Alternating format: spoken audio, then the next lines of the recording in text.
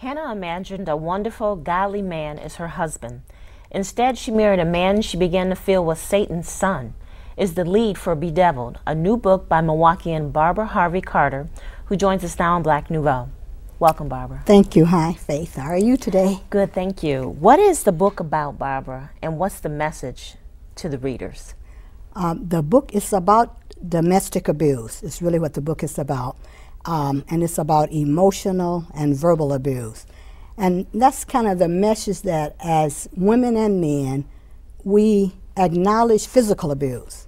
But verbal abuse, emotional abuse, financial abuse, sexual abuse, all of the other ones, a lot of times we kind of ignore that.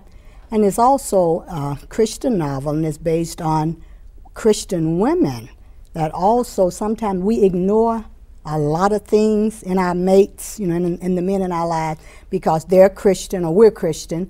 So we ignore a lot of things. So it's also a message to women in general, then Christian women in specific, about we don't have to take the emotional abuse, physical, verbal, financial, sexual abuse. In your introduction, Barbara, you write, "Life is about a spiritual journey that is both personal and public." What did you mean by that? When I was saying that as we go through life, we have our things that happen in our personal lives that we don't share.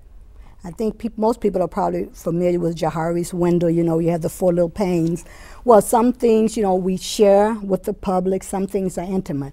And that's what I basically meant, that as we go through this journey, we're going through personal and some things public that you end up sharing it with people. And again, going with my book, being emotional abuse, sometimes it's best to share. We can keep so much in us. And this is male or female.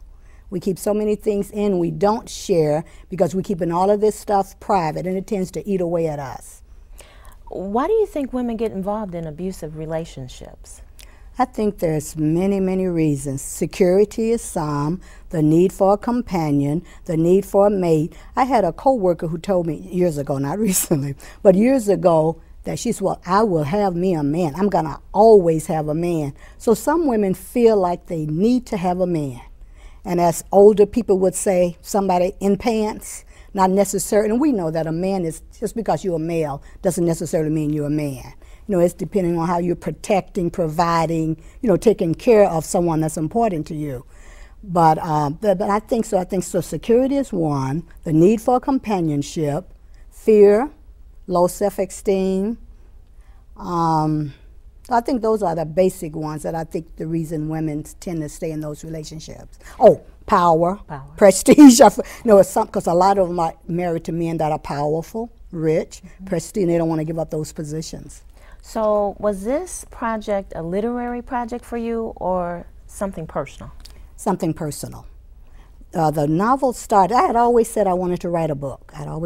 And I kept a journal regularly, which is why people that read the book actually think it's real. I keep telling them it is not real. I would be in 5 nut houses by now if it was real. I would really be like pretty crazy if a lot of the stuff in the book happened. But it was from my journal, and I just took situations and embellished them, exacerbated them, made them really something that when you read it, you would just, I can't stand that person, because I wanted to have a villain, then I wanted to have, a good person, a person that everybody kind of feels sorry for, poor Hannah. And then, of course, Scotty is the other main character. I could kill him. And I've been getting good reactions from the book, that's what people feel. They get mad at Hannah, too, because they say, why did she stay with him? But on the flip side of it, they also, really gets upset with the villain in the book. I have a couple questions in our 1 minute left, but how hard was it to get published? It really wasn't that hard. I got accepted the first submission. Because I did my research, and because I wanted to write a Christian novel, I did not want any swearing in it. I didn't want any sexist, none of that in the book. And I wanted to be open to all audiences, because general readers, if they like something, they'll read it. But Christian audiences sometimes, they won't read certain, if they think it's too much sex, too much violence or whatever, they won't read it. So I wanted it to be open to all audiences.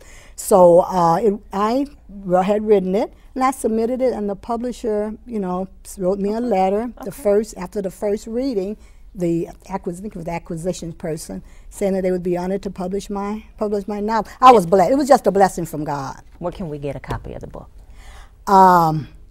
You can get it from Culture Connection Bookstore. I had to think for a minute. Culture Connection Bookstore around 34th and Villard, one of the African American bookstores that's in, still in Milwaukee. Reader's Choice has copies on King Drive and Brown. Then you can order them from myself, Barbara Carter.